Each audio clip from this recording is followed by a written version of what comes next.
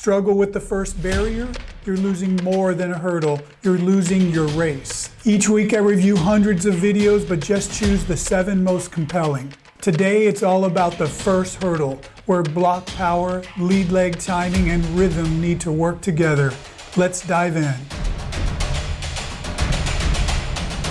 This is Amari. She's a high school senior. She's tried everything she can, but still struggling to 3-step. Amari, you run at the first hurdle really well, but I can see the last 2 steps going into the hurdle, you put on the brakes big time, and then you hop up pretty high. I'll break it down on the second hurdle. You can see here that the angle that you take over this hurdle is very tall. You really want your leg to be angled like this so that you're moving forward over the hurdle versus up. And you can see here that that angle just makes you way too high over this hurdle. So waiting to land takes time, and the gravity pulling you into the ground slows you down. So therefore you don't have enough speed to get to the next hurdle in 3 steps. So if you can just drive your lead leg to the top of this hurdle versus jumping over it, it's going to make a huge difference with your speed. This is Jake. He's a university hurdler in England. Feels like he needs some help with his hurdle clearance and arm technique. Jake, the things that I see from this angle is that when you approach the hurdle, you lean over to the right, you throw your lead arm across the midline of your body,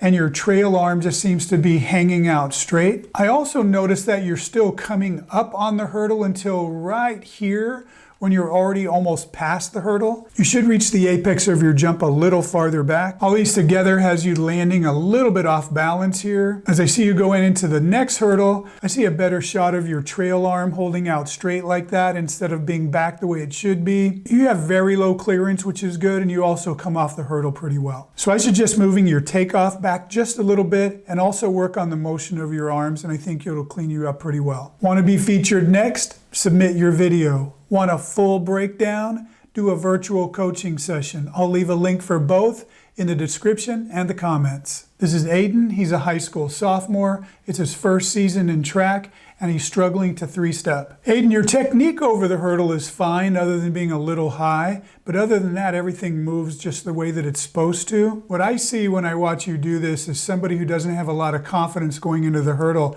You can see the way you're just slowing down here as you go into it and landing on your heels. It just really looks like you're trying to get your speed under control to something that you're comfortable with, and then you just sort of hop over it here. So the best advice that I could give to you is practice with the lower hurdle, maybe a practice hurdle, something that'll knock over really easily.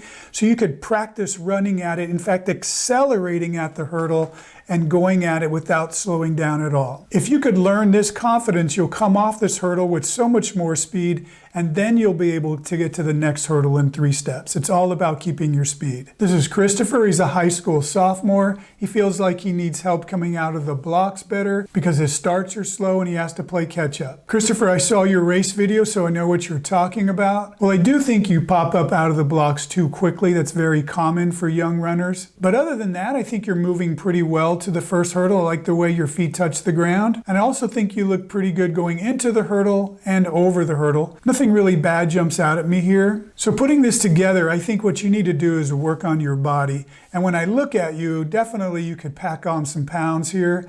I would spend some time in the weight room working on your strength and your power, and I'll keep working on your hurdling, but put all this together and I think you'll come back junior year a whole different person. Remember to cast your vote for the athlete you'd like to see get a free virtual coaching session.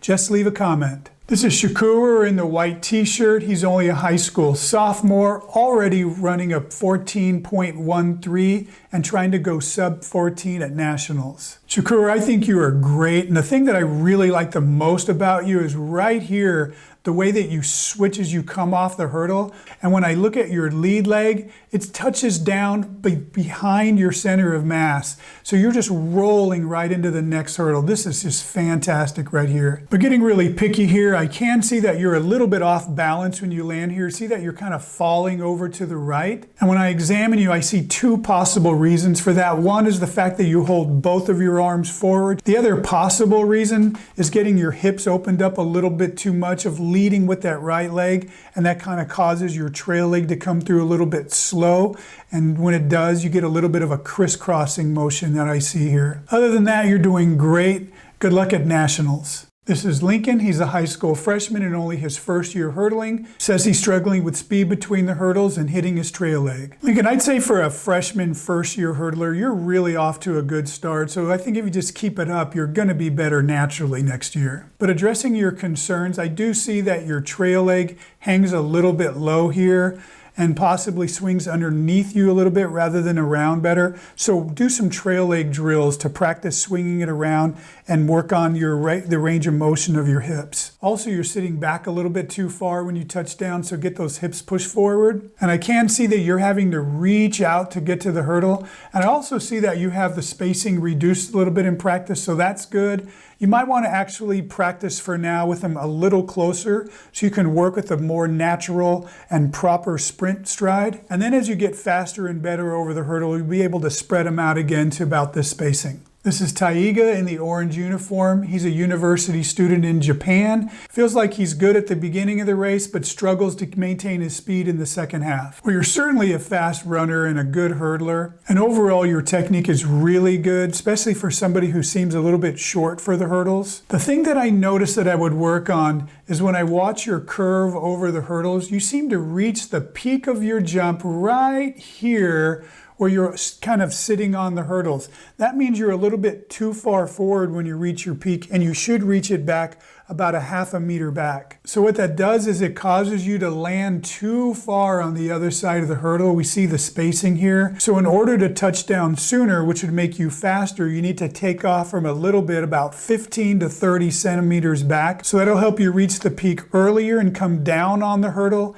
and touch down sooner, so you have more speed, and hopefully it'll carry over into the second half of the race. That's it. I hope you liked it and learned something here. If you want to learn more, make sure to follow this YouTube channel. Until next time, Coach Ace out.